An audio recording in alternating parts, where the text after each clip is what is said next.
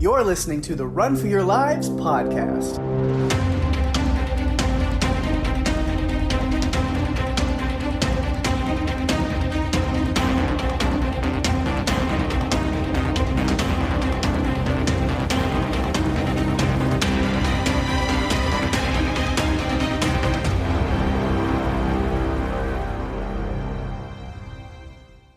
Hey everyone, welcome to the show. I'm Daphne. And I'm Pake. And this is the Run for Your Lives podcast. Yay! This episode, we're talking about the American science fiction psychological thriller film 10 Cloverfield Lane, directed by Dan Trachtenberg and released March 8th, 2016.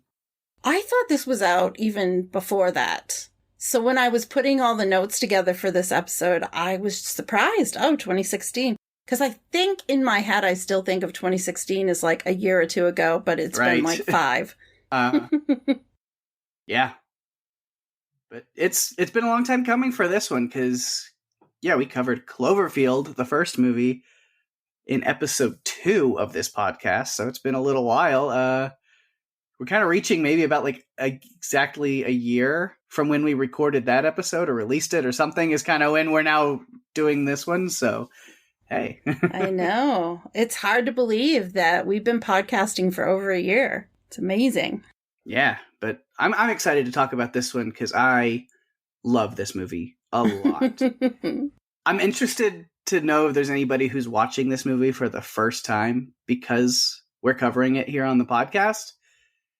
Because I'm sure you have a lot to say, and I'll address some of that later. But yeah, I'm interested to see kind of what people think.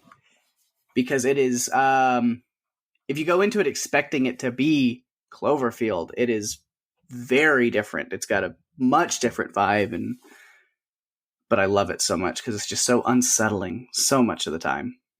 You're just on edge the whole movie, I feel. You know, I realized that I hadn't seen this movie maybe once since I saw it in the theater.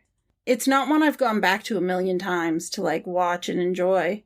I forgot how good it was. Like, I forgot some of the intricate things about it. Yeah. And I know that it matches and it's supposed to be like this official sequel to Cloverfield.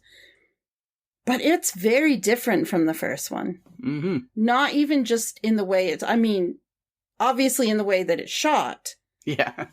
But... the theme of it, the way, the story and the intrigue and the seriousness and the drama and the it is very psychological. Yep.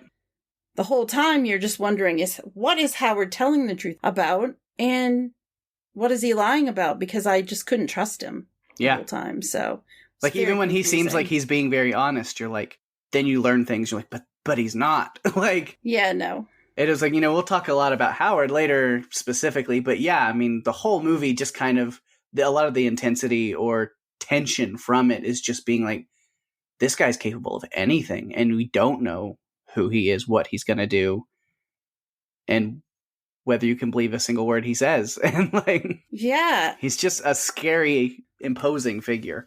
There isn't any proof to what he's talking about, and if you were Michelle waking up in a basement chained to a wall, what would you think?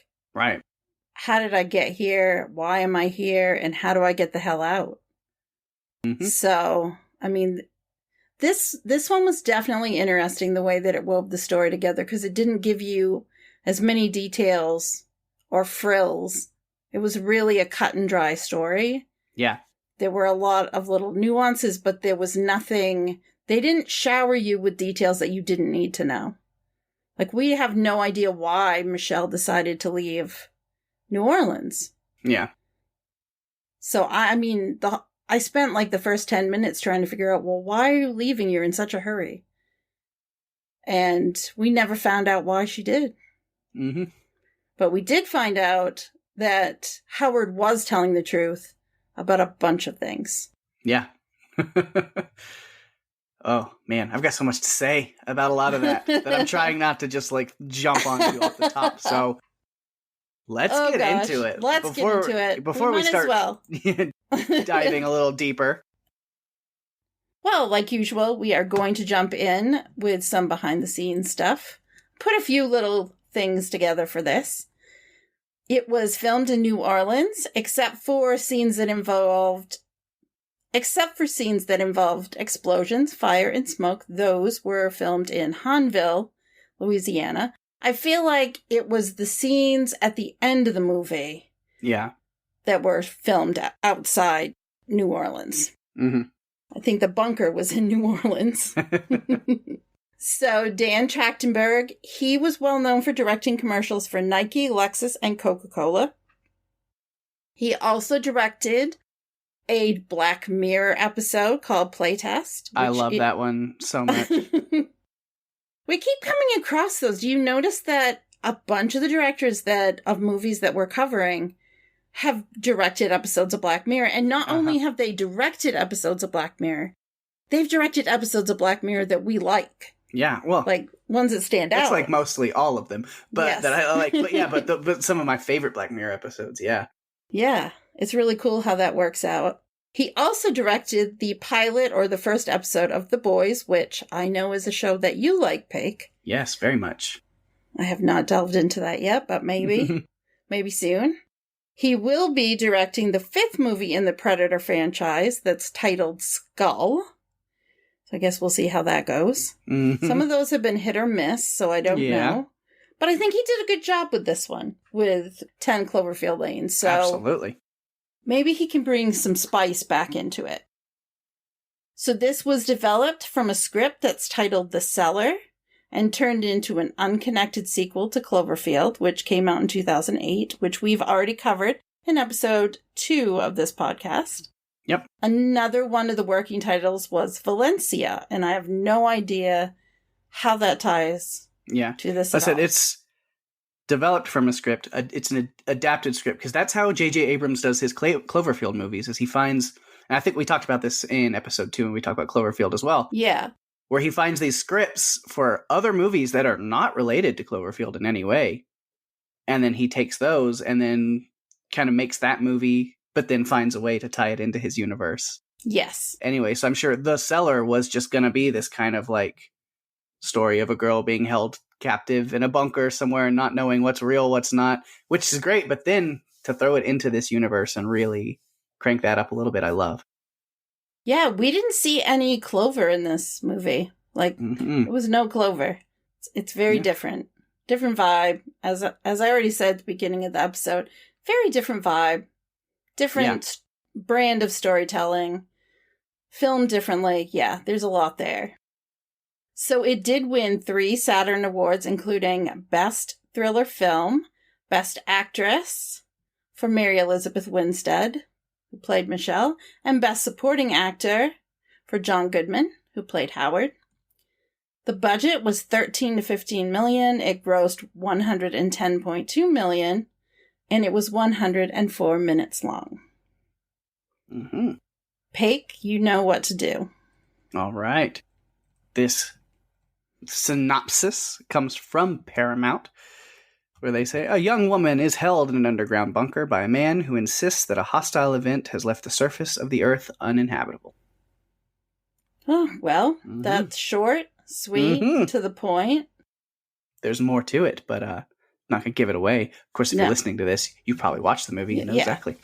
Exactly. I know we have some friends of ours that listen to the podcast that are holding off on certain episodes because they want to watch the movie first. Mm-hmm. So hopefully you guys have seen this one. Absolutely. So now, we can go ahead and jump into our characters. This movie, of course, starts off with Ramona Flowers in a hurry to pack her stuff up and leave. She's leaving a wedding ring or engagement ring behind because I guess things with Scott didn't work out. And this isn't a Scott Pilgrim sequel? No, Pake. No, sorry. It's not, Pake. Sorry. I knew you were going there before we even recorded this. It's just a question of when you were going to go there. Right off the bat, of course. Yeah. So as I said earlier, Michelle is played by Mary Elizabeth Winstead, who also starred in Pake's favorite movie, Scott Pilgrim vs. the World, as a character with blue hair called Ramona Flowers. And then pink hair. And then green hair. Yeah. Lots of different colors. I change my hair color like every other week, dude. Get used to it. Yeah. So, yes. So Mary Elizabeth Winstead is Michelle. Mm-hmm. John Goodman is Howard. And John Gallagher Jr. is Emmett. Which I liked him so much in a wonderful movie called The Belko Experiment that doesn't really fit our theme, but I really love it anyway. You mean that wasn't Charlie Ramone from AEW? Oh, sorry. No, it was not. It was not. Does look like him, though. You are connecting a lot of dots tonight, Pake. Mm-hmm. Lots of different things. Yeah, it is what you do. But yeah. But as I was saying, the beginning, Michelle, not Ramona. Guess if I have to. She's leaving behind the ring, taking her whiskey and her things, and she's gone. We don't ever really know what happened between her and Ben, but she's fully over it, whatever it is, because he's calling her and trying to apologize, or well, not really. It's more kind of blaming her. She's not having it and hanging up on him. But it's interesting, because I mentioned a little bit earlier, Bradley Cooper is the voice of Ben on the phone, which is quite the name for just a small voice-only role. But that's cool. It is. It is. And it's interesting with this film because the character Michelle does not speak for like the first 10 minutes of the movie. Mm-hmm. Like it's completely silent. All you do is watch her doing things. Like packing frantically, like you said. She looks at her phone. She's waiting. You can tell she's waiting for something, but we don't know what it is. Like you said, we don't have the information. But they don't give us frivolous details. Yeah. We don't need to know that. That's not going to be part of the story. Mm-hmm. This is Michelle's story in a different way. Yeah. This is Michelle's story in a bunker. Mm-hmm. They give us little details, like focusing on her bottle of whiskey. Yes. Because that comes into play later. Yes, it does. I have this for a note later, but you know what? I'll go ahead and talk about it since I'm talking about the whiskey. Because, Howard mentions, it's too bad that I didn't get the whiskey from the car. But the bottle, because it's focused on right here at the beginning when she's packing up and leaving, it's a bottle of Glenvagulin, which is a purposeful fake name, fake brand that movie production companies do so they don't have to pay rights for using actual brands and stuff. So it's a fake whiskey, but clearly based off of the name of it, it is used to represent Lagavulin Scotch whiskey, which is my favorite Scotch whiskey of all time. So Michelle is definitely on the right page with her drink of choice. So I guess she's kind of just my dream girl in any universe that she's in. Peg, that's another whole podcast entirely. I know. Me and Mary Elizabeth Winstead's characters, at least, in one universe, me and her can go to indie rock shows and hang out and listen to vinyl records and drink tea. And then in the other universe, we can hang around and survive apocalypses and fight aliens and drink Lagavulin. Okay. All right. It seems like you put a lot of thought into that. I want to know what other details you have to talk about from the film. We're supposed to talk about the movie? This is just a Mary Elizabeth Winstead podcast, I thought. Dang. No. It isn't. Oh, but, yeah. That's a different podcast, Peg. Then I'm going to have to change my notes a bunch. No, I'm kidding. No. I trust that you've done your homework on this one. This movie has been on our list for a little while. We keep moving it. I think we were trying to make sure that we stretched it, a good amount of time in between the original and the sequel. Although we did pound out Jurassic Park 2, The Lost World, and Jurassic Park 3 very quickly. Yeah, we were trying to catch up for Dominion that just keeps getting pushed back into oblivion. I know. It's disappointing. I'm very disappointed about that. But it's okay. It'll be worth the wait. Anyway, back to 10 Cloverfield Lane. She's in the car. We do get that classic tease of that something bad is going on because of the radio broadcast. Of course, she's not really paying attention to it too much, but talking about a major power surge across a big area of the southern seaboard and all this stuff. Just fun. Yeah. Yeah, and she's, the phone rings. She answers it. The next thing you know, she's hanging up on Ben. It keeps ringing. The next thing you know, her car is sideswiped by this massive truck. And then she wakes up in the basement. I mean, we don't get a lot of info about the type of person she is. Yeah. We learn different things about her, like she wanted to be a fashion designer. Mm-hmm. But we're not getting, like, concrete. Yeah.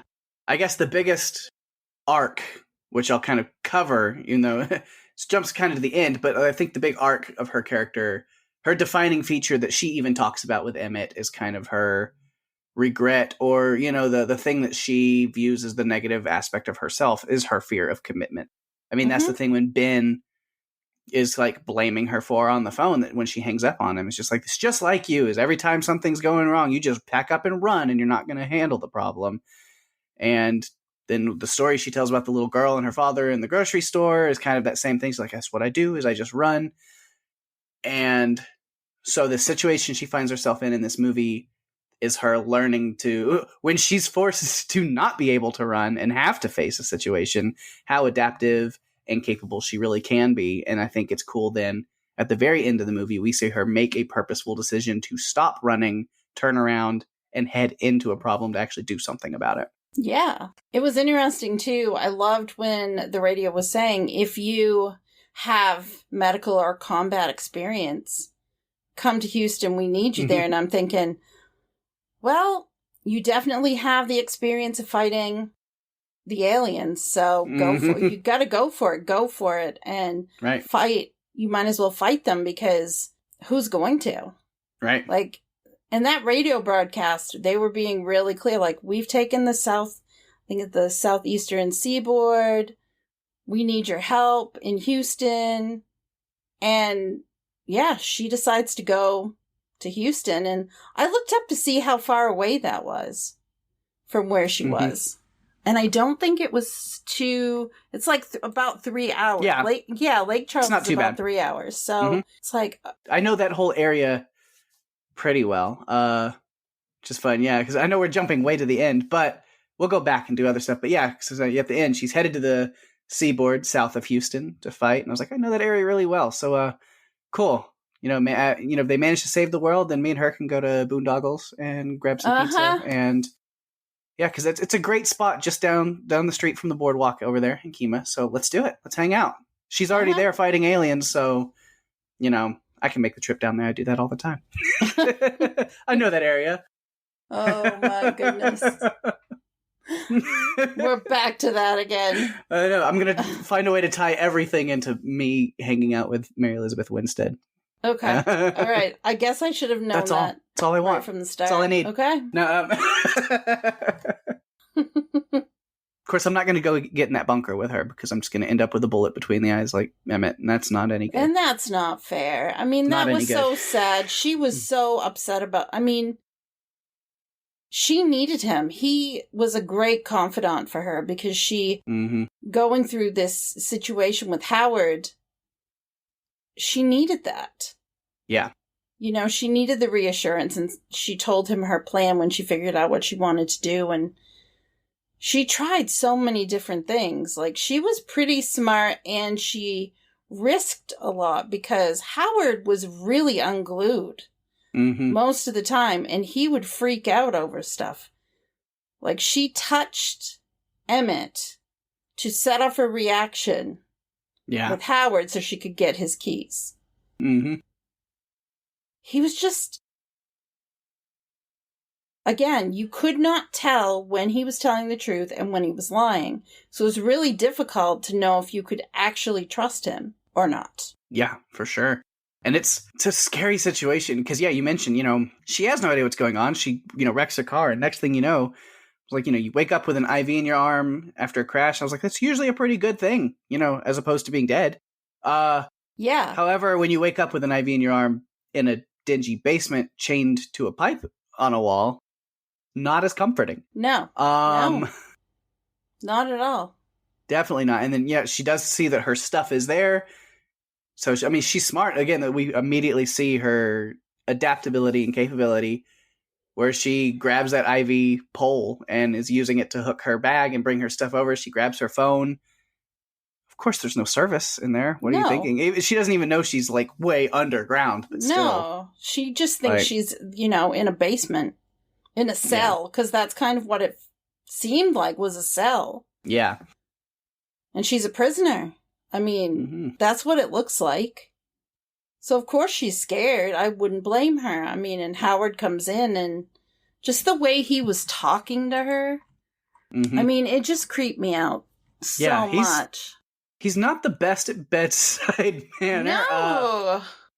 But like those like the little things, like he is kind, but then he's like, you're going to thank me and I'm being so generous and how dare you not be happy with what's going on. It's like, well, because she has no idea what's going on, and to her this is horrifying. To anybody it would be. It would be without the context of what's going on in the real world. And he was at least truthful about an attack going on above ground, because I think that was about the only thing he was really truthful about. Which to her sounds insane. And she's like, this guy is off in the head. That's definitely not a thing that happened, and he's just holding me down here, and he is crazy, and he thinks like that's all that's going through her head. But he gives her the little tool to unlock herself from the chain, and like, so there's like all these little things. Yeah. But she's still skeptical. She's still planning on getting out of there versus waiting around to let this guy, do whatever. And again, that how impressive she can be with sharpening the crutch to a point and using the matches in her bag to set bedding on fire and put it into the vent, and like all these little things. Like she just is so quick to think of things to do. She's very resourceful. She wants to get the hell out of there. So she is pivoting on a dime, just trying to be able to get out.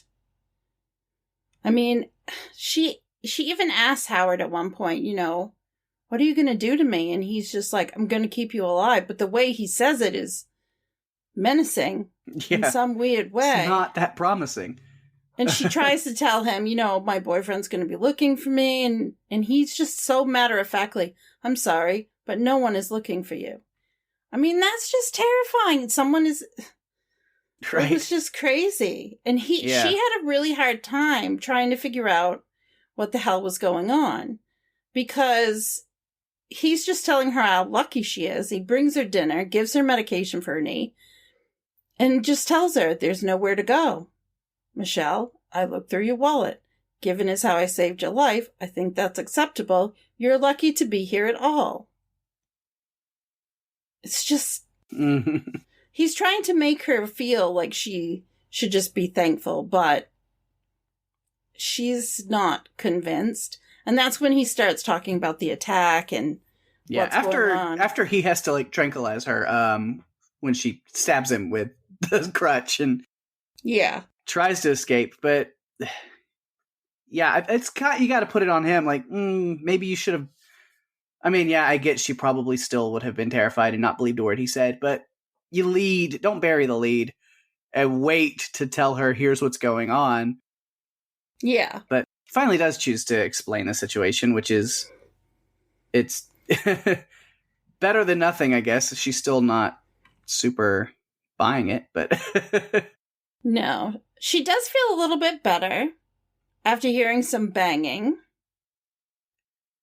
She gets to actually leave the bunker, and she meets Emmett, who confirms the story that things outside are contaminated, which is what Howard had told her. And I feel like she feels a little bit better about that. I mean, she still doesn't believe Emmett when he says it, because there's like that whole like, but how do you know that that's what's going on outside? It's like, because I told him. Like, shit, dude, where did you come from? And she gets a tour of the place. I mean, Howard takes her around and just looking at her face, like when she's trying to take all of this in and trying to understand what's really happening. And he's so creepy and it's like, this is my private space. It's off limits. And I'm just like, oh my God, I'll just go back in this cement room, please, and be by myself. Yeah. She switches from being like, this guy is going to murder me and eat me to, okay, so maybe he's not actively going to harm me, but he's a conspiracy theorist lunatic who is completely lost it in his office rocker, and he's just keeping people down here for no good reason. Like, that's where she's changed. Yeah. The situation in her mind, I think, gets a little better, but still real bad. Yeah, I thought it was really foreshadowing because he's talking about, we can't trust her yet because he can't trust her not to burn it all down. And that's very foreshadowing of what actually does happen to the bunker. Yeah, it's nice. And I didn't remember that from the first time around. So it was like, oh, yeah.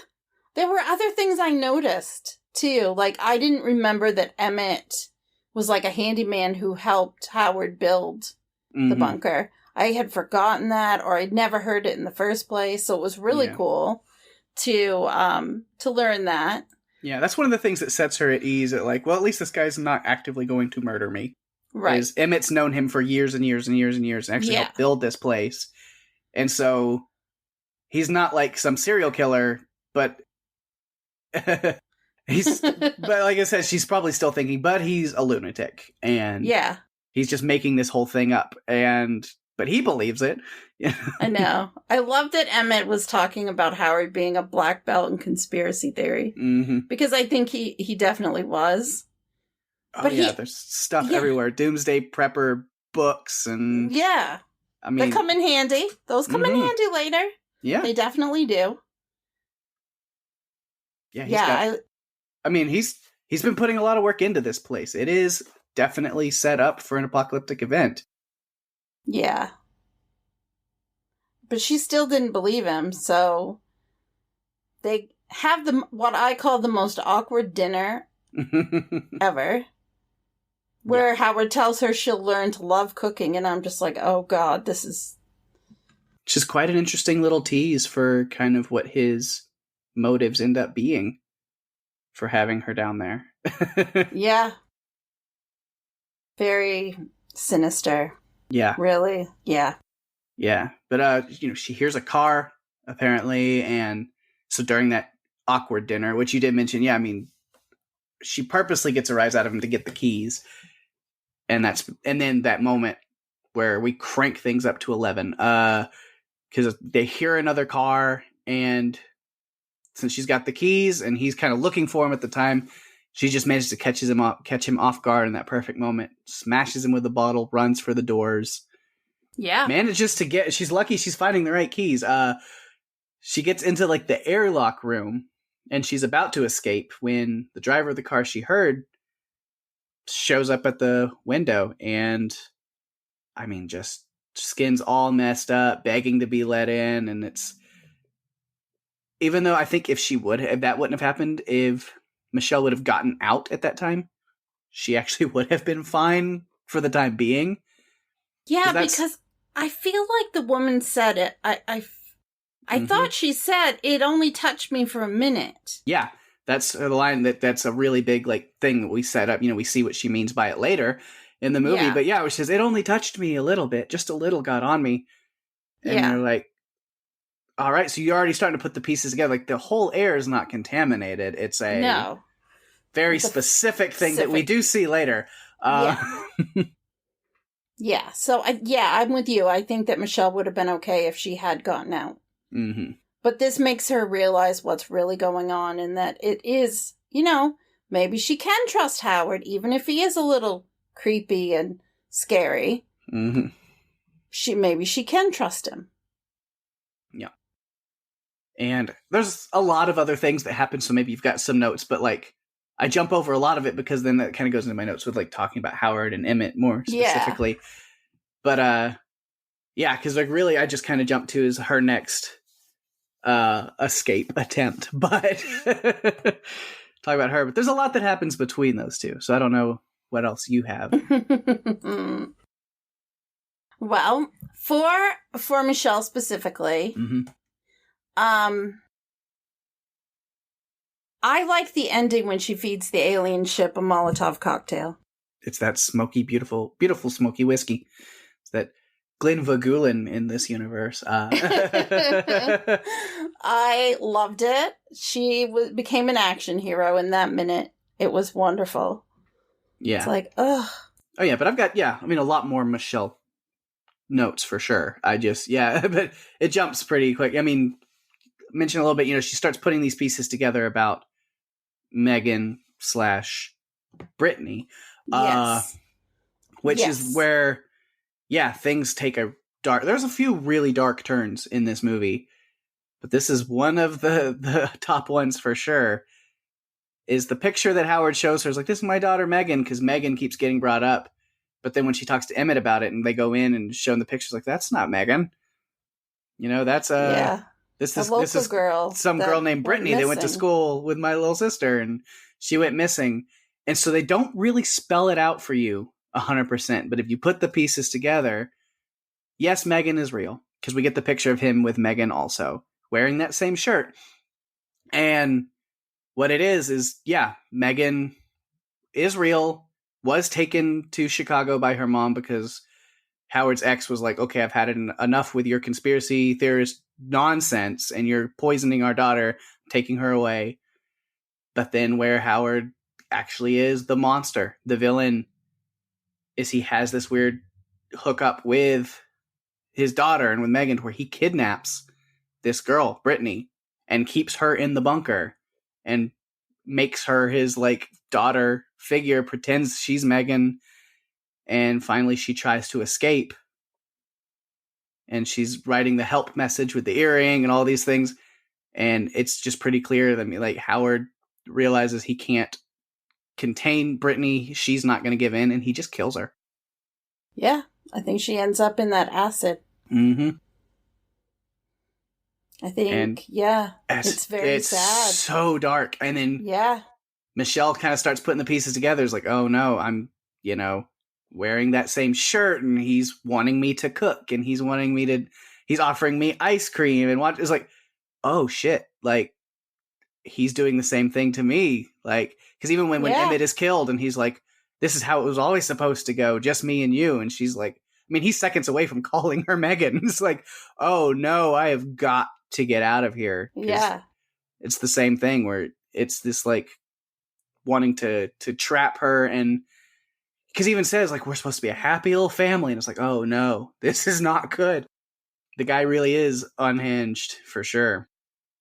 Yeah, I thought it was really strange. He tells her to hang loose, basically. He's like, but I want us to be a happy family, you and me. The mess is all taken care of. Hang loose. Mm-hmm. And I'm going to go make dinner. And I'm just like, her only friend was just shot in the head right in front of her. Mm-hmm. And you even know when they're playing that card game where they have to describe something and guess what the words are. And he can't guess women. Mm-hmm. He only guess princess and girl. She's a girl. The girl. She's a kid, a child, a girl, princess. He's just got this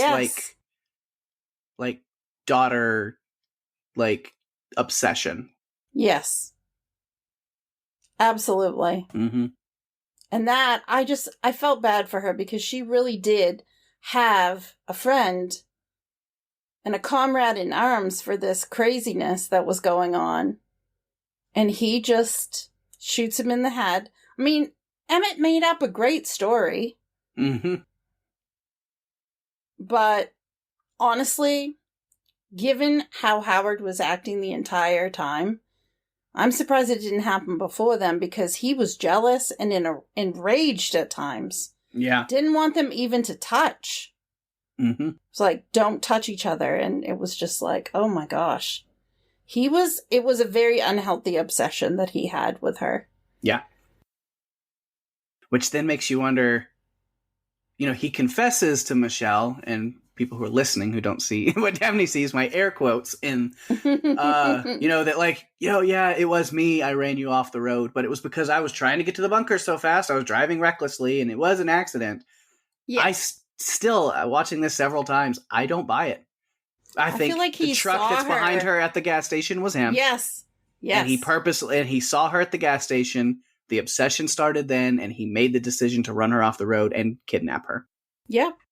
I do think shit was going down, and I do think that he wanted to get to the bunker, but I also don't think it was as insane at that time. It hadn't gotten as bad. Yeah. As what? It was a chance for him to take advantage of the situation and also kidnap this girl. Yes. Mm-hmm. Because you know that Emmett broke or hurt his arm trying to get into the bunker with all the shit going down. So you know that things were happening around it. But I agree. I think that he took advantage of the opportunity where he saw her resemblance to his daughter, and he decided that she would be a nice addition to his nice bunker life that he was going to have. Mm-hmm. Yeah. He didn't want Emmett in there. And I have a feeling Emmett didn't get in until... I feel like she must have been in the bunker and Emmett came in after. I'm not sure. But I'm not sure the timing of that. Yeah. Because it sounds like... No, he had been there before she was. Well, that's what I thought too. But then it would mean that, like, Howard would have left with Emmett there by himself to go back out. And I don't see him doing that, right? Yeah. Mm-hmm. Yeah, I'm not sure. I don't see him doing that, though. I don't see him taking that risk. Yeah, so maybe she was out for a few days after that wreck, and that's the time that Emmett came in. Yeah. Perhaps. Yeah, I'll maybe. have to look that up. Well, yeah, we're going to have to figure that out. I did like when Emmett preyed on... I mean, because we know that Howard was paranoid. Yeah. Oh, very paranoid about everything. And I did like how Emmett was able to use that paranoia to get access to the shower curtain. So smart. And I feel like that was probably Michelle's idea, actually. And absolutely. Plan. She was told him smart. to do that, but coming from Emmett, it worked on him better because it didn't have that tinge of, planning or, something underneath it. Yeah, I liked that. I thought she was so resourceful. The way that she was able to come up with things. So you know what? I think you're right. I think she did come up with that idea. And Emmett, he was just the implementer. He was just the one, the one doing the manipulating, because she's the brain behind the whole operation. Yeah. And yeah, it's smart, getting the shower curtain and all the little things, and she literally builds a makeshift hazmat suit, literally held together with duct tape and plastic. Yeah, because he had that great book, and she learned how to make your own gas mask. Mm-hmm. It's like, okay, yeah, it's great. And then I'm skipping out. We've talked about Emmett's death a little bit, and like what he, said he kind of covered for everything, which. Whether Howard really would have believed that or not, his obsession with having Michelle to himself, I think, wins out anyway. And he's like, okay, we'll go with it. Yeah. He was obsessed. It was very unhealthy obsession that he had with her. But he still had a lot of distrust in her. And that's why, he finds that hazmat suit.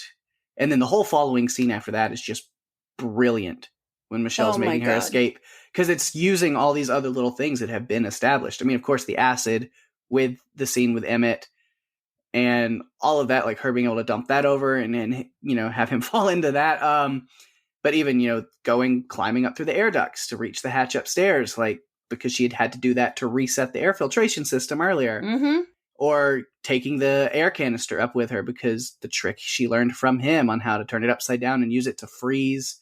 Howard tells the story of when he was in the Navy, freezing the doorknobs and knocking them off of doors to mess with their captain or whatever. Yeah.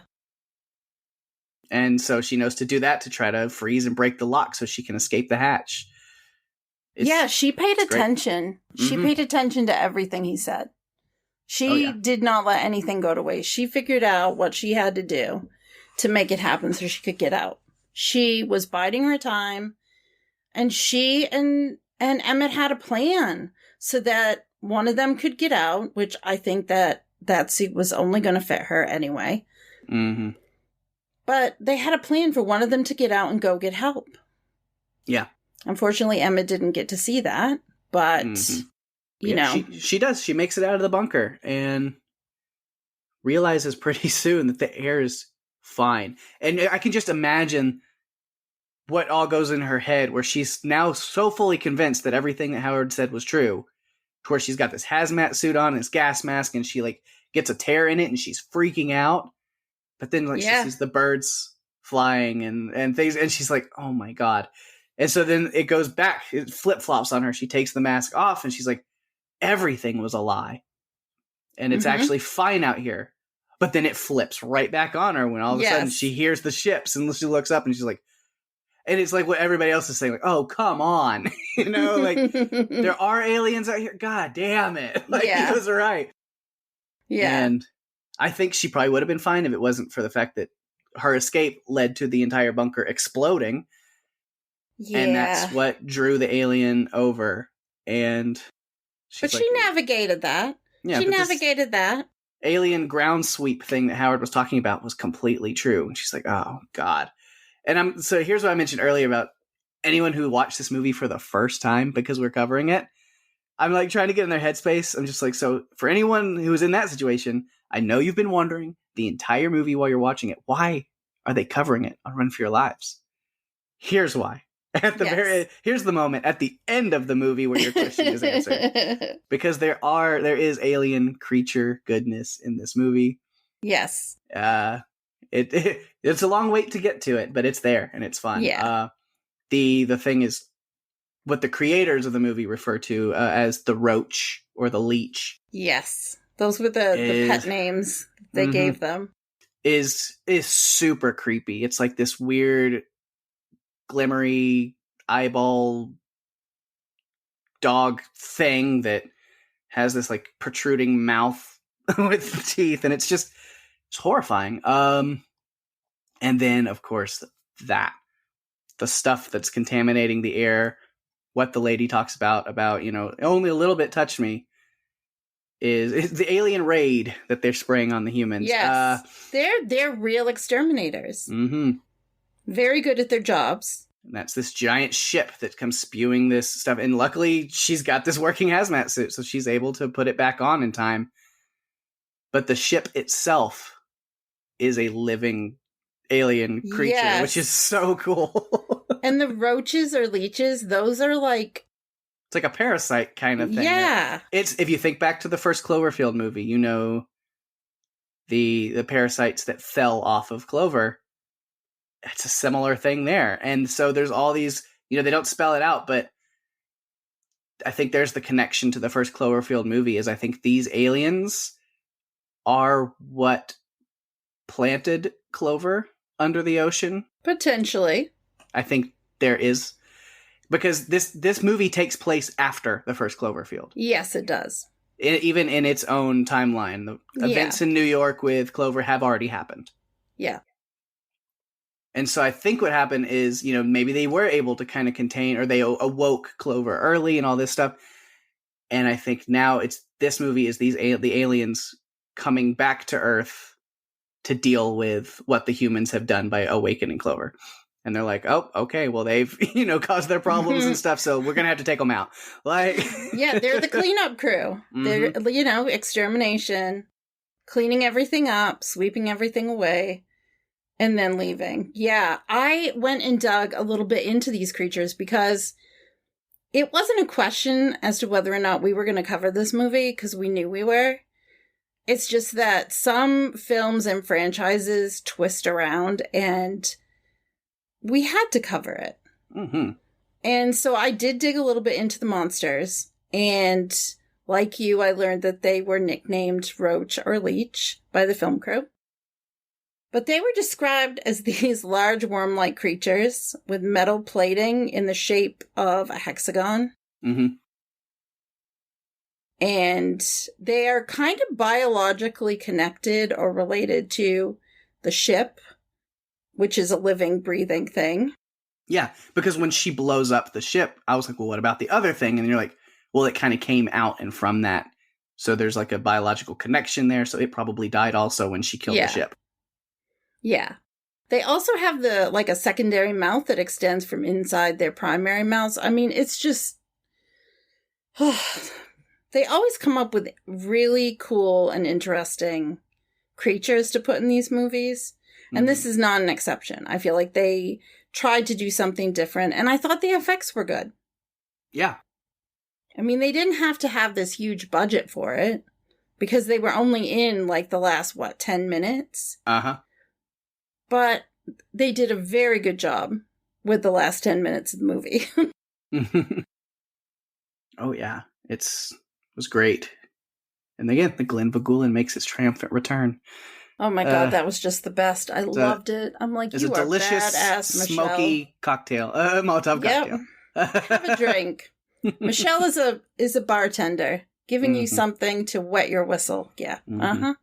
Then you blew up. But yeah. And then, after that we talked about, she takes off, decides to head to Houston where me and her can go get pizza later. No, we were going to skip over that part. We're going to talk about one thing that we didn't mention so far, which was one, I found this incredibly very creepy, was after Michelle has fixed the ventilation system and comes back, she's standing talking with Emmett about what she found out. Mm-hmm. And Howard waltzes in and turns on the music and starts dancing. He says, problem solving always puts me in a musical mood. And then he's wiggling and dancing and the song Tell Him comes on, and I'm just like, oh God. It just seems so awkward. Yeah. John Goodman did such a great job playing this role. Oh my God, he's incredible. So good, because he played... Everything came across as, like, realistic and genuine. I mean, yes, I know he's an actor, and that's what actors do. But the way that he portrayed this character it just came across as real, and I thought he did a fantastic job. But that dancing scene was real weird. Yeah. I'm ready to jump in and talk about Howard more, unless you've got a little bit more. No, I'm definitely ready to talk about Howard. Yeah, because, just John Goodman, holy crap, just an incredible performance. It really, honestly, I mean, he's been around a long time, and I've seen him in a million things. This might be my favorite role he's ever done. It's just... I don't know. I really loved what he did in Kong Skull Island. And I know he's in a movie that we may or may not cover just because I don't think it's very good. And he is in it, and it does fit our theme. I think it's called Captive State, and I don't think it's very good. It's not in Turkey territory, but it might be around The Happening. Oh, man. Yeah, but he's good. But the character that he plays, why it's so... I mean, I wouldn't say you like the character at all, but what draws you to being entertained or really interested in this character is he's so hard to read the entire movie. Like, he's irritable, socially awkward, strange, but then his intentions do seem good under the surface if what he says can be, believed to be true. Because he does all these little things, like leaving her unchained, leaving the door open, like slowly, where you're like, okay, maybe things are good about this. And then, like, he snaps on a dime. On a dime. When he jumps up and yells at her and says, I know what you're trying to do. I know what you're doing. When they're having that awkward dinner and she's trying to distract him so she can get the keys. So she touches Emmett. Mm-hmm. He's just, like, terrifying. You don't know when he's going to snap and shoot you in the head. Yeah. Which poor Emmett learned. Yeah, it makes every scene he's in so unnerving. And again, it's just, I have to give so much credit to John Goodman for how well he does it, because you're struggling the whole time to figure out where he's at. Because he's generous and helpful, but he's also very intimidating and overbearing the whole time. He brings you ice cream.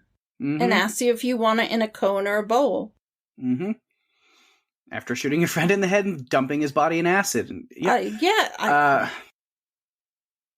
couldn't trust him. Like, I wouldn't be able to trust him.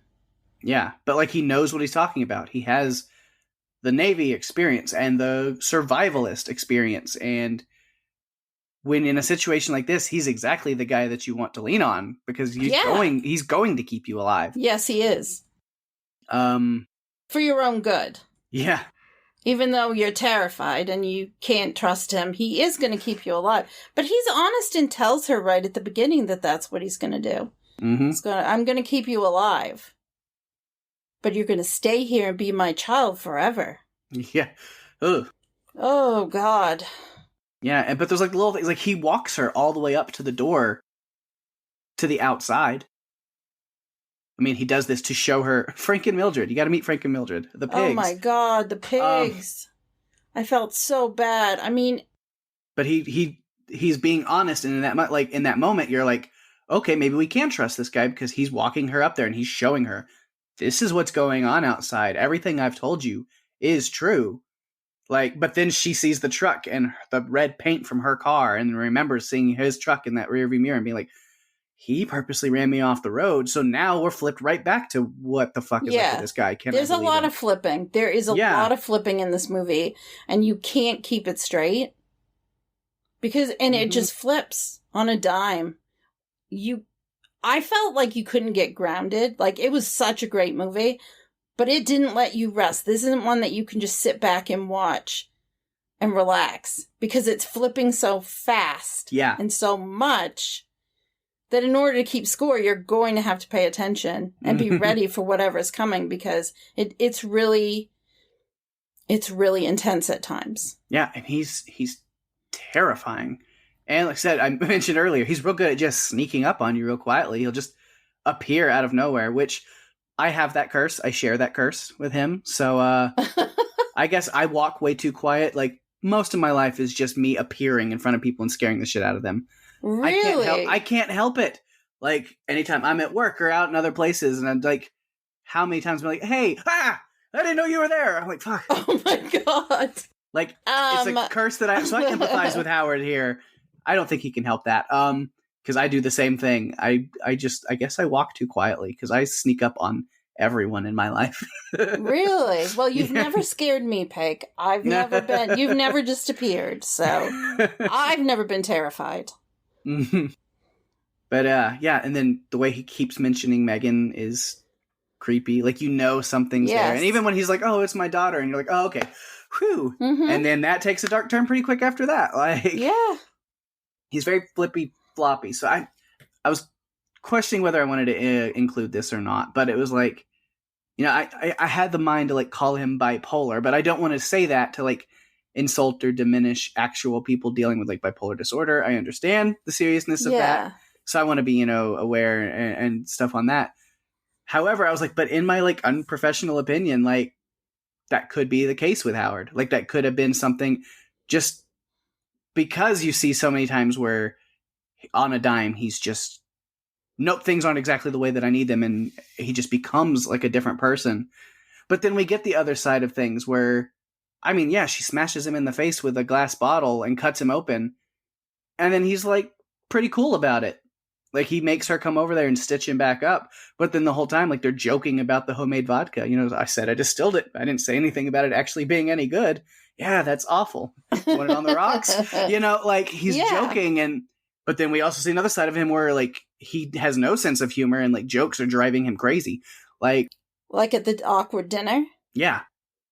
He couldn't stand it. He wanted Emmett to shut up because Emmett was just making small talk, talking about games. And no, Howard was not having any of that. It made him angry. I think he had this jealous rage. He didn't want anyone down there. He definitely didn't want someone that was going to take Michelle's attention away from him. He didn't want that person down there with them.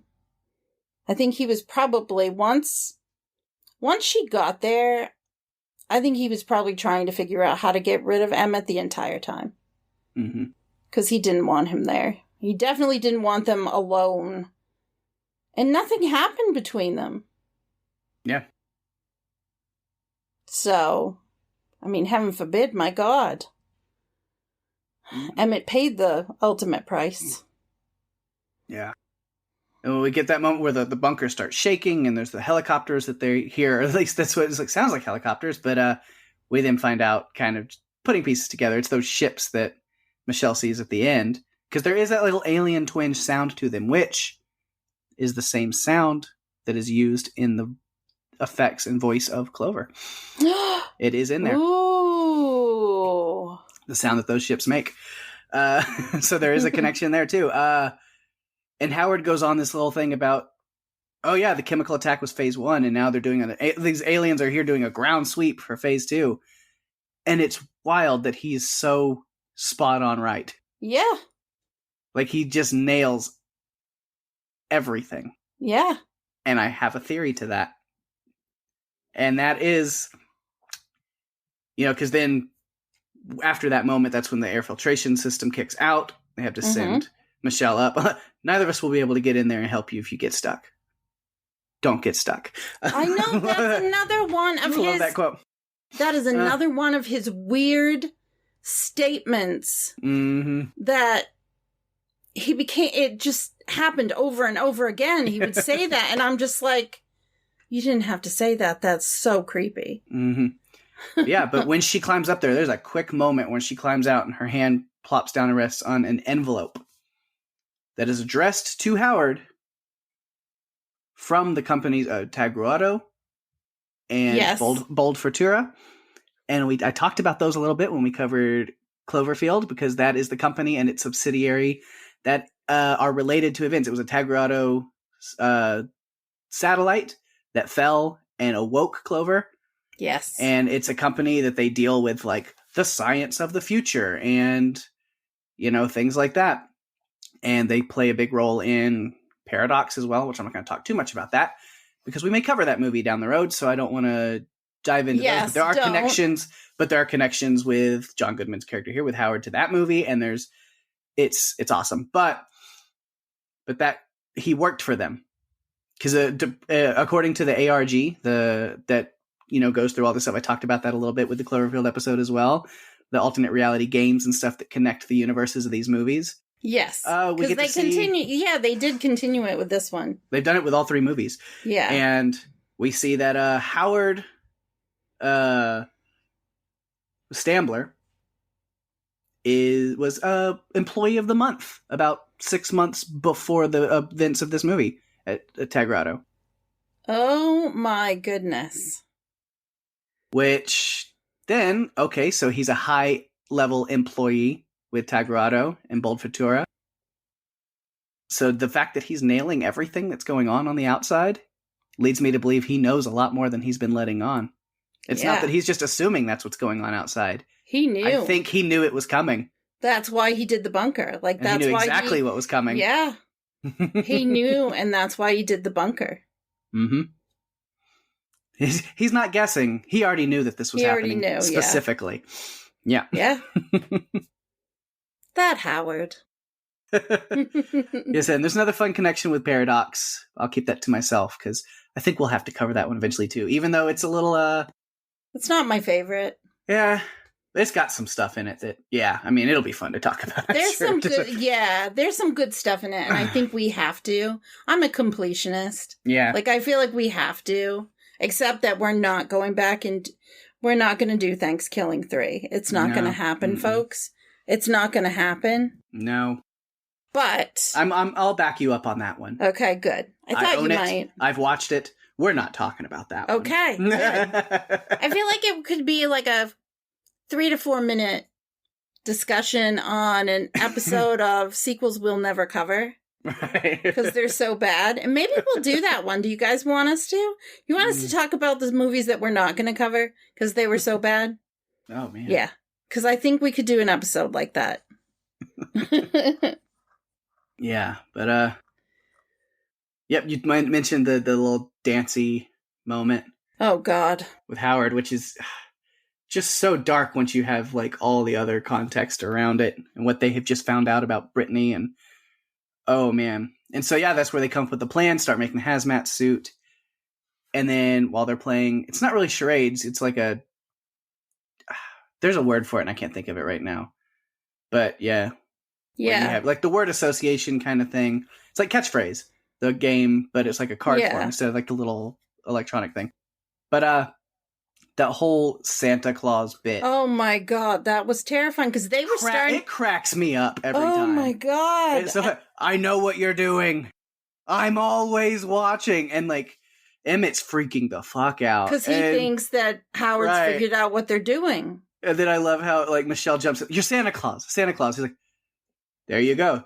But that one was for Emmett, so I'm keeping that point. You earned it. Yeah, like it's like it's so funny to me because it's so unsettling because you're kind of in with Emmett like, is this part of the game or is he telling us now that he knows what we're up to? Like, yeah, yeah, I don't know. That was really strange to me.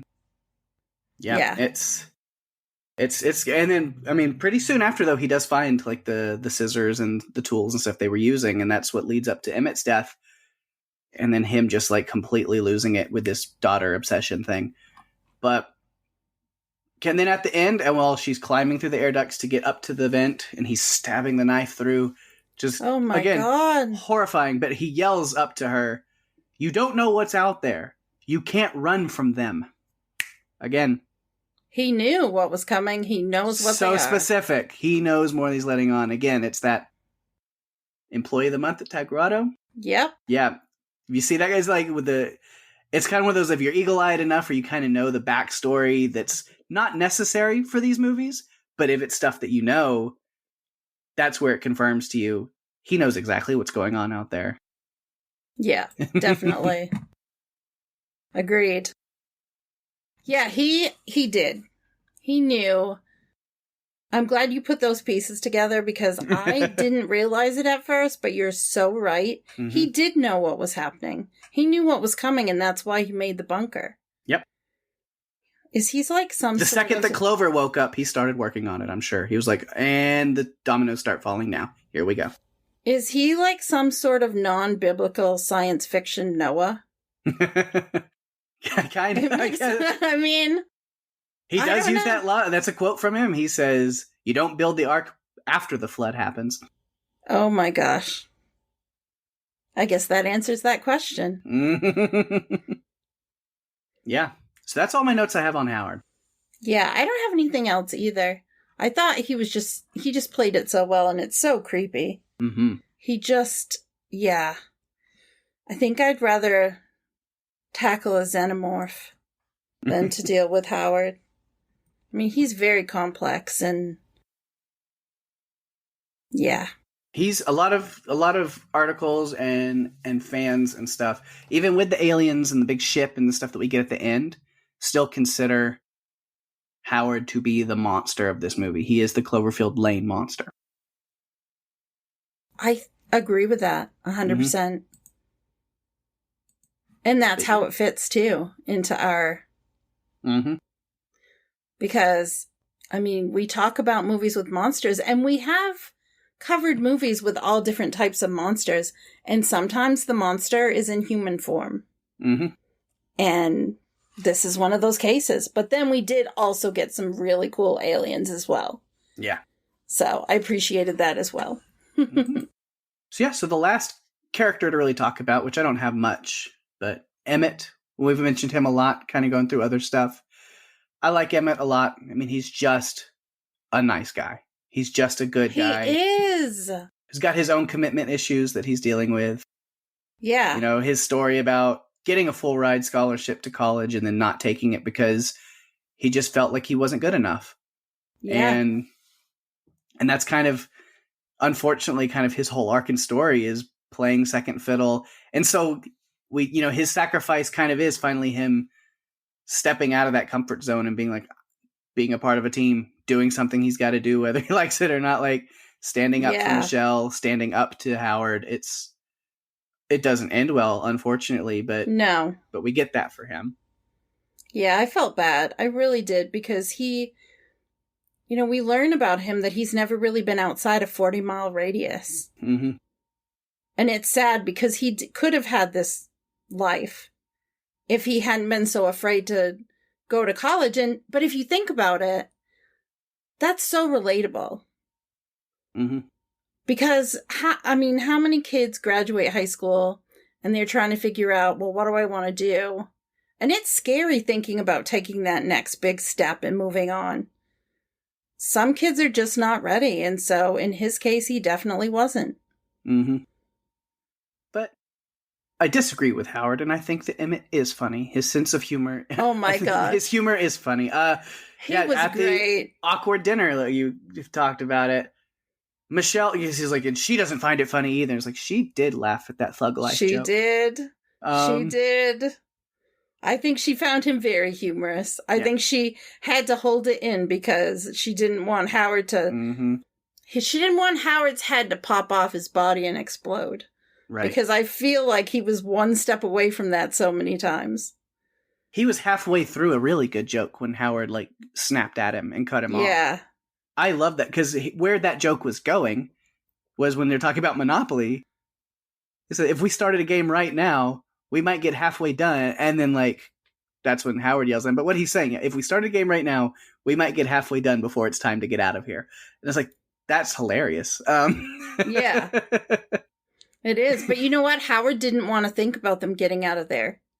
Mm-hmm. He didn't, because he just wanted to keep Michelle there as his surrogate daughter. Because I do think he was one step away from calling her Megan. Mm-hmm. And he would have called her Megan.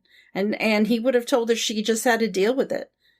Because he just, psychologically, he had some problems.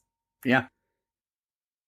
And then, after those kind of sad stories Emmett and Michelle share, we immediately kick up a happy living in a bunker montage, which I really like. Set to I Think We're Alone Now by Tommy James and the Shondells. Yes. Which is such a fitting title and song, because that's where they realize, like, we're alone down here in this bunker. It's just us. But then it's all happy and upbeat. I mean, they're doing puzzles and eating chicken, playing board games, watching movies, freaking fluffernutters, making fluffernutters. Hell yeah. That stuff right there, man. But the movies they're watching, I have a note on that. I thought it was really fun. Because I had to look it up, because the movie they're watching, because you see Emmett holding the VHS, like, box. It's a movie called Cannibal Airlines. Cannibal Airlines? Mm-hmm. Yeah, I saw that, and I'm thinking that's not a real movie because I've never seen it. Yeah, it is not. So I had to look it up. So this comes from Nerdist. Oh, God.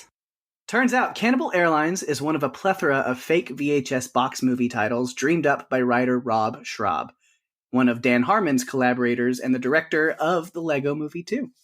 Ooh, okay. So in an interview with Slash Film, the 10 Cloverfield Lane director, Dan Trachtenberg, explains Rob would like to make these fake VHS cassettes and send them to Bad Robot. They have a bunch of them just for laughs, and we thought it would be awesome to include one of them in the movie in this montage sequence while they're watching something. We thought it'd be funny to see, like, when they're...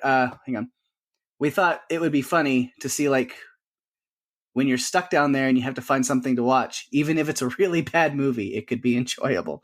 Oh, my God.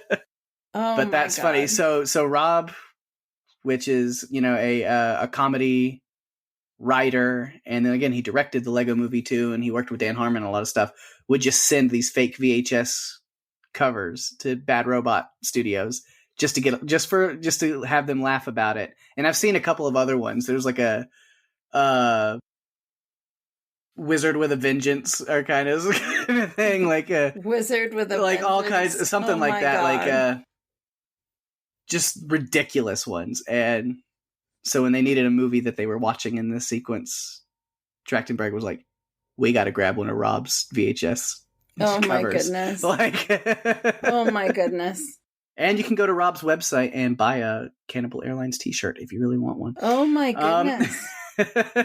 Wow. I don't think I need one, but it's good to know that if I felt I needed that addition to my wardrobe, I could go get it. Yeah. Or order it. Okay. I can deal with that.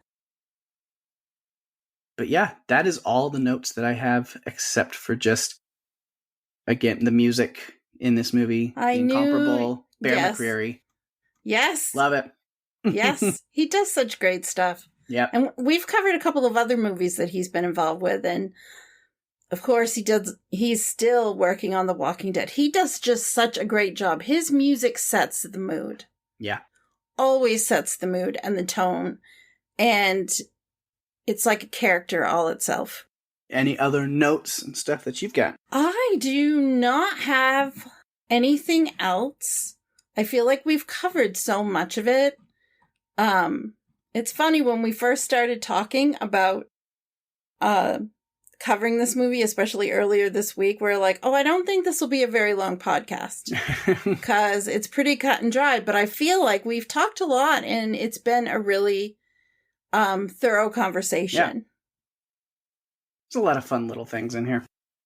If neither of us have any other notes, then I'm ready with some production notes. All right. Always excited to see what you got. So Trachtenberg earned a Directors Guild of America Award nomination for Outstanding Directing in a First-Time Feature Film. He did not win, but I think he nailed it with this film.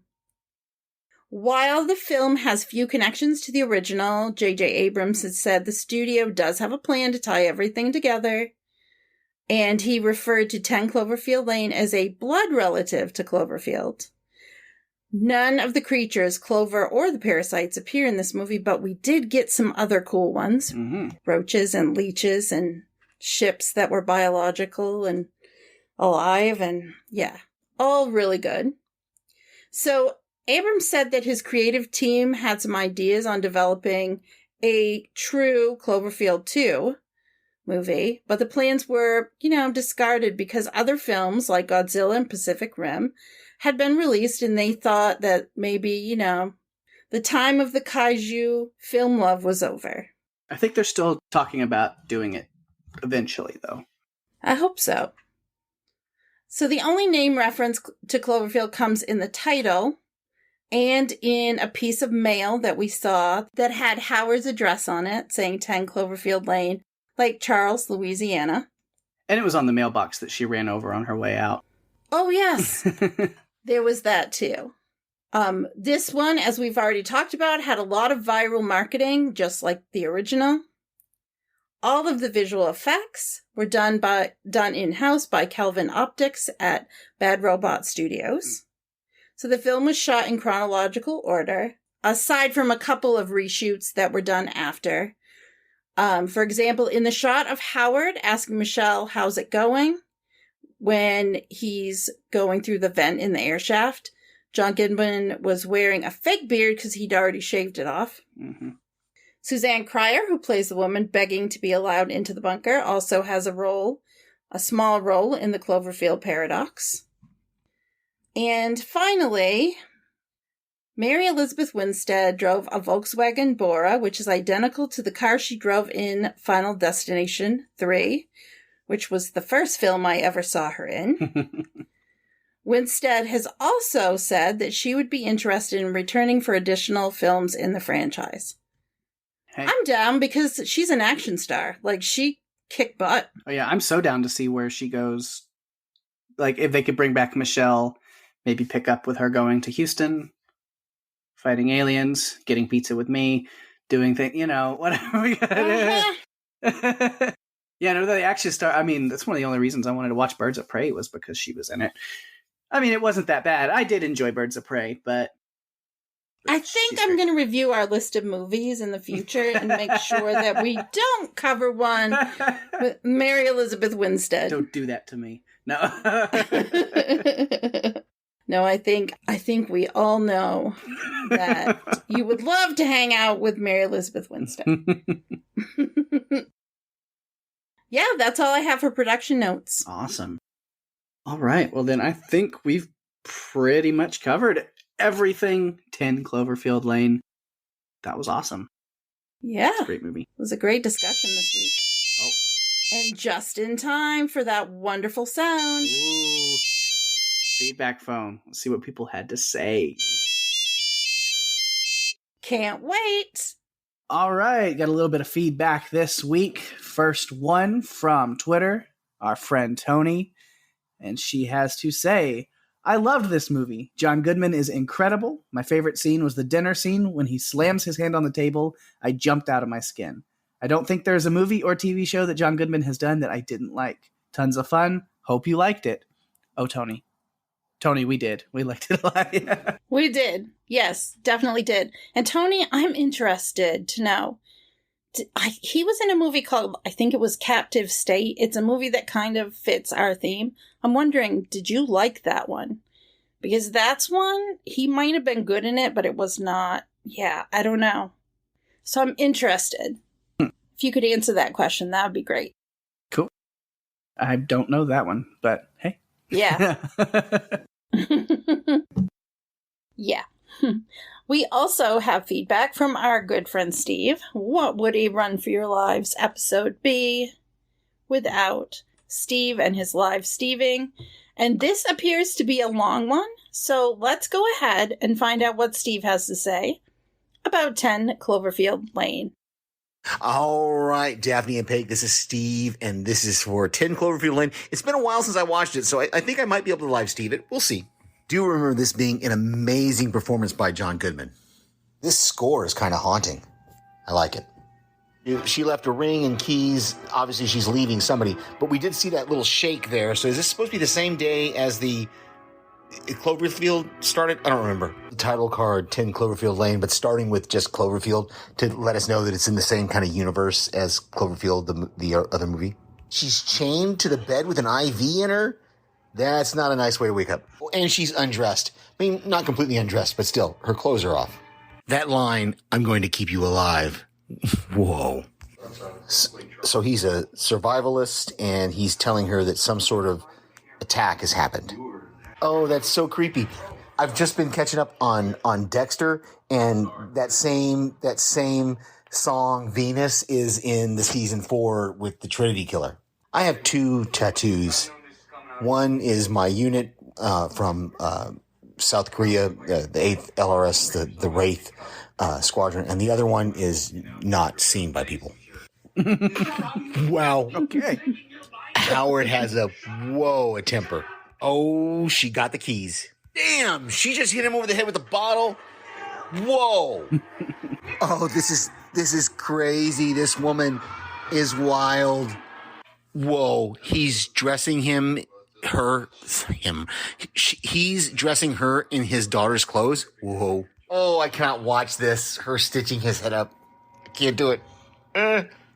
Okay, no close-ups. So, whew. Wow, that's so introspective of Michelle to talk about this scene with the father and his daughter, and she's like, I just panicked and ran because I'm getting caught up in this because that's going to play into the movie. And I know I'm running along, but I'm sorry.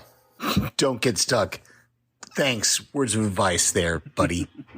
I just realized she didn't make a Die Hard reference there because she played John McClane's daughter in a couple of the Die Hard movies. Oh, damn. They just figured out this whole thing, Emmett and Michelle together with the picture and oh, damn. Okay, John Goodman twerking is just horrifying. The whole Santa Claus charades scene was completely terrifying for me. I just want to say, dang, he just shot him. Just shot Emmett. Oh, damn, she's trying to get out right now. Emmett's dead, and she's trying to get out. Oh, she poured the acid on him. I totally forgot. Oh, whoa. And he's still mobile? Damn it. Dang, and she brought a makeshift hazmat suit. That's the word. There you go. Oh, crap. This ending, I don't remember. Oh, the aliens have found her. All right, I blacked out for a minute there. She's outside. She's being attacked by the creatures now. Oh, my God. She's getting back in the truck. Well, she's trying to get back in the truck now. Dang, she blew it up with the pipe bomb, the bottle bomb. Nice. She's headed to Houston because she has medical and combat training. All right. Talk to you later. That was awesome, Steve. Thank you, Steve, so much for taking us down that road with you. That was a wild ride with Steve on that one. And I loved every second of it. Me too. That was great, Steve. Thank you so much for sending that in. We really appreciate it. Thanks, Tony, also for your feedback. I knew you would like this one because you mentioned it in your list of movies that you really enjoy. So I knew we were on the right path with movies we'd picked for this season so far. Mm-hmm. If you would like to submit feedback, you can do so by going to our Facebook page at facebook.com/runforyourlivespodcast. You can email us at runforyourlivespodcast@gmail.com.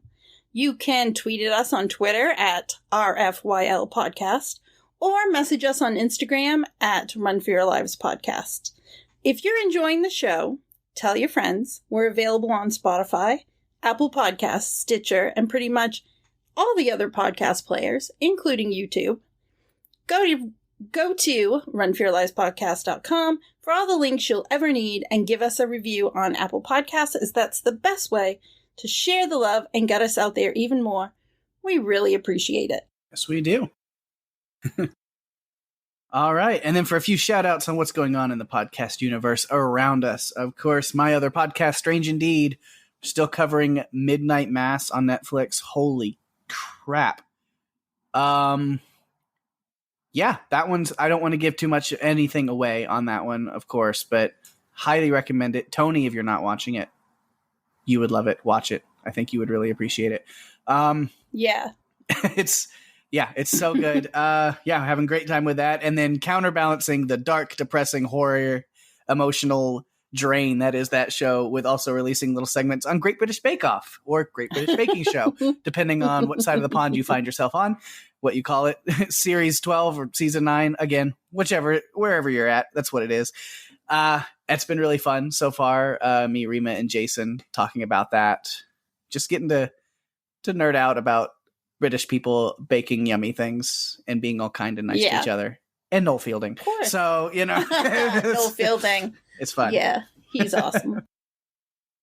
Let's see. Other stuff going on the Podcastica network, where Strange Indeed is. House Podcastica will be starting its coverage of Wheel of Time soon, once that comes out. I'm not 100% sure on the date right now. I don't have it. But when that show comes out, if you're a fan of that, definitely be checking that out. I think Ben, Greg, and Wendy will be covering that one.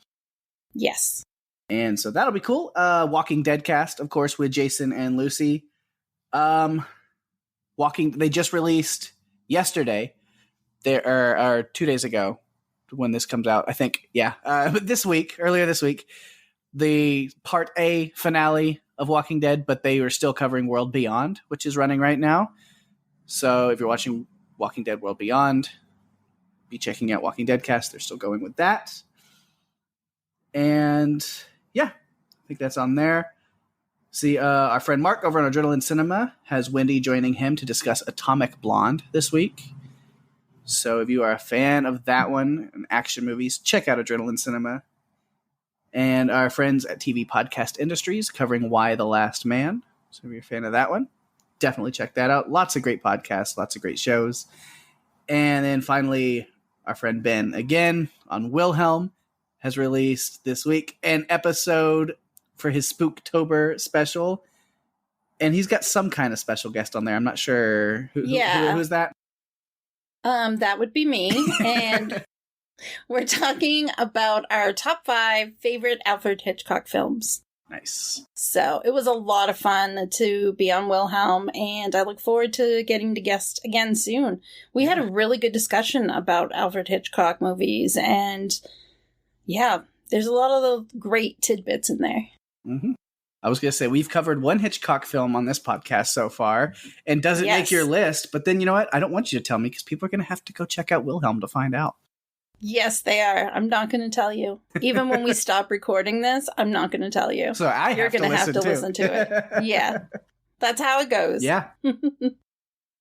All right. And then speaking, of course, of great podcasts. Yeah, I think we're great. What of it? It's self-confidence. Yeah, Believe in your product. Yeah, exactly. What is going on next week right here on Run for Your Lives, Daphne? Well, it's time for something new. 6 teens attending an island adventure camp must work together to stay alive when dinosaurs break free and run amok. Oh, did I forget to mention that the island is Isla Nublar? Pake and I are joined.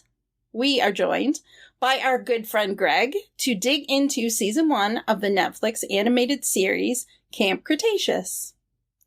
It's a first for us because we've never talked about a show. And I think it's our first step into an animated world as well.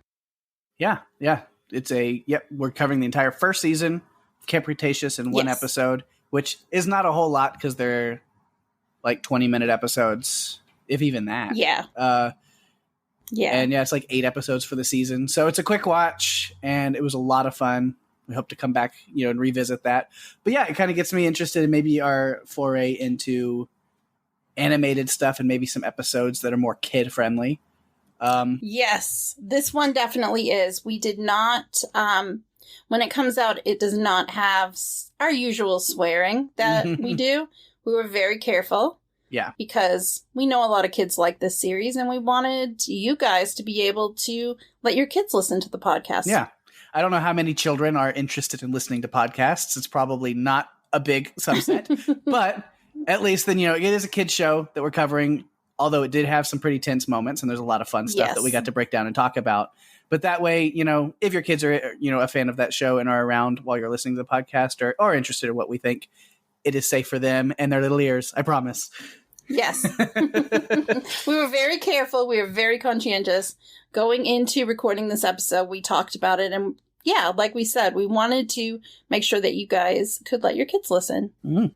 It could be a family listen on that day that the podcast comes out. Yeah. So I'm interested to see how that does, because then I might, there's a couple other kind of kids movies and animated shows and stuff that are kind of in our realm that, maybe we'll think about. Yeah. I'm not sure what they are, so you're going to have to share that with me. Because the only animated one that I can think of is Seoul Station, and that's tied to Train to Busan, and that is definitely not for kids. No, not that one. And with that, we have reached the end of another fun episode. Thanks, everyone, for listening. I'm Daphne. And I'm Pake. And if you have to run from a creepy, manipulative survivalist intent on keeping you prisoner and all to himself for eternity, you better take your chances against the aliens and run for your lives. Bye-bye.